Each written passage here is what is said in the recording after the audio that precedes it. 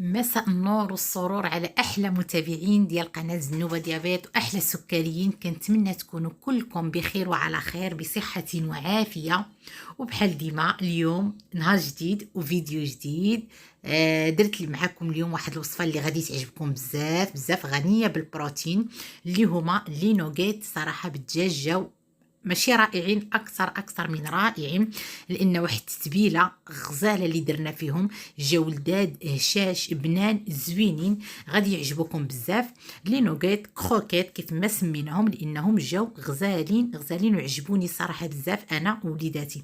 نتمنى هاد لا فيديو يعجبكم، تبارطاجيو لا فيديو الى عجبكم فضلا وليس امرا، تخليو لي كومونتير زوين الا كنت كنستاهلوا، وتشوفوا لا فيديو من الاول حتى الاخر باش تنجح معكم الوصفه.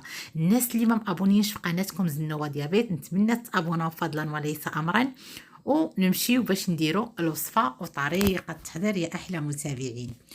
وبسم الله على بركه الله. هادو هما المكونات.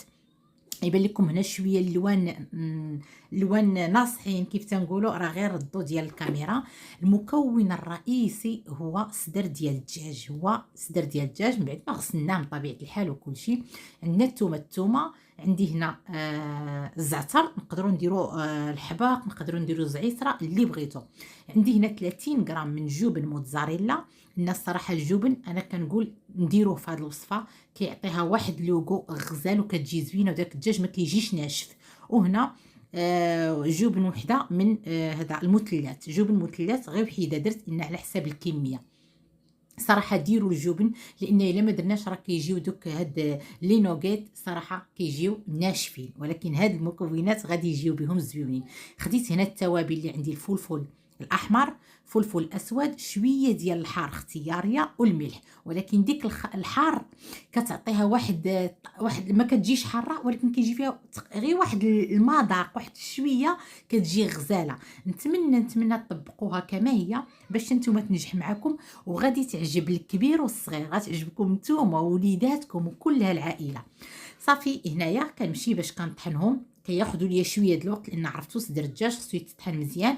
خص تكون عندنا واحد الاله اللي كطحن لينا مزيان بحال هكذا، غادي تطحنوا مع الجبن شي شويه كيتعطل باش يتطحن ليا، ولكن الحمد لله الامور كتمشي زوينه. شوفوا دوك التوابل وداك اللوين كيجيو في هاد لي نوغيت ديالنا، كيجيو زوينين حسن من ديال المطاعم، والله العظيم لا هادو غادي يحمقوكم بزاف.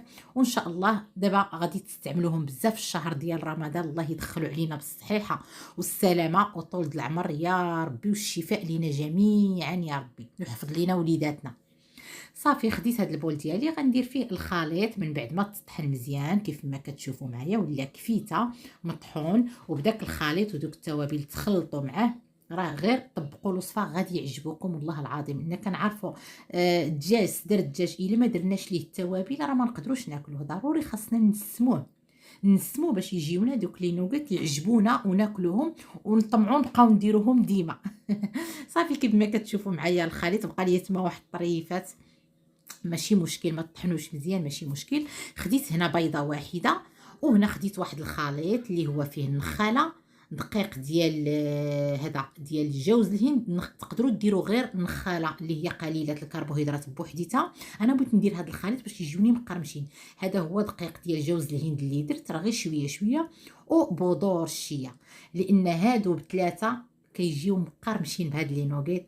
وكنعرفوا بودور الشيا تبارك الله حتى هي غنيه بالفيتامين الاوميغا 3. دائما كنمشيو للحويجات اللي هما صحيين وغادي ينفعونا. وهاد لي نوغيت ما غاديش نقليوهم من طبيعه الحال، حنا غاديين مع الصحي، خصنا نديرهم في الفرن. خديت هنا الطاوه ديالي اللي كتدخل الفرن، درت عليها الورق ديال الفرن باش نبدا نشكل لي نوغيت ديالي. اول حاجه هما شكلتهم كلهم هكا، درتهم بحال خبيزات صغيورين باش كتسهل علينا هكا. حسن عاد من بعد نبقاو نديروهم في هذاك الخليط، نقولوا حنا ديال دقيق خليط هذاك، وفي البيض باش كتسهل علينا. صافي كنبقى غاديه بحال هكذا حتى غادي نكمل، وغادي نديروهم في البيض ونديروهم في داك الخليط اللي درت معكم. داك الخليط صراحه زوين، داك الخليط بودور الشيا ودقيق جوز الهند والنخاله غزال، وجاو مقرمشين. وهذا ماك الله يحفظنا والله يشافينا. ما نعكزوش الحاجه تشهيناها بغيناها، اي حاجه بغيناها نديروها، ما نكونوش كنفكروا نقولوا هو موت وحده اللي كاينه، غير خليني ناكل كل شيء وندير الانسولين، لان غلط كبير بزاف الناس اللي هما النوع الاول كيقولوا راه حيت هما كيديروا الانسولين صافي ماشي مشكل، خاصهم ياكلوا كل شيء وراه حنا كنديروا الانسولين. لا، تما شنو كيوقع؟ تما ملي كنبقاو ناكلوا اي حاجه لي كيك داك الرغايف الملوي الحرشه الكرواسون كاع داكشي اللي ديال الباتيسري اللي كنبقاو ناكلوه ونديروا الانسولين، اذا داكشي كيحتاج لينا كميه كثيره باش يغطي لينا الانسولين. اذا كنبقاو نديروا واحد الكميه عاليه ديال الانسولين وكتولي عندنا مقاومه الانسولين. اذا كنوليو بحال كنديروا كيف ما كنقولوا الماء في الرمله، كديري الانسولين ولكن ما كتغطيش ليك داكشي اللي كديري، صافي كيولي السكر ديما طالع. الانسولين ان عندك مقاومه الانسولين، اذا لهذا الناس اللي كيديروا الانسولين راه خاصنا نديروا نظام قليل الكربوهيدرات، ماشي اي حاجه مسموحه لينا ناكلها. كاين شي حويجات حنا تبارك الله الناس اللي هكا كبار وداكشي، كاين شي حوايج ما خصناش ناكلوهم. ملي كيكونوا اطفال اللي هما صغار، هذوك راه كنقولوا تما هذوك اطفال صغار كنقدروا نعطيهم بالاعتدال وبالقياس، ماشي هادشي ديال الكيك والحرشه داكشي، لا داكشي نديروه بالبدائل اللي كنشارك معكم انا في القناه، اي حاجه نديروا ليها البديل. ولكن بحال داكشي اللي حنا كناخذوا في النظام القليل الكربوهيدرات بالنسبه اللي ما كناخذوش الاطفال نقدروا نعطيوهم اليوم ولكن بكميه اللي هي قليله. كاينين الوليدات كيبغيو البطاطا، ما يمكنش يدوز واحد 15 يوم والوليد ما ياكلش، كيبغيو البطيطه، غادي نعطيوهم واحد الكونتيتي اللي هي قليله. نهار اللي غادي نعطيه البطاطا ما غاديش نعطيه الخبز، باش الامور كتمشي كنديروا الاعتدال والتوازن، خاص يكون توازن والاعتدال في الاكل بالنسبه للاطفال.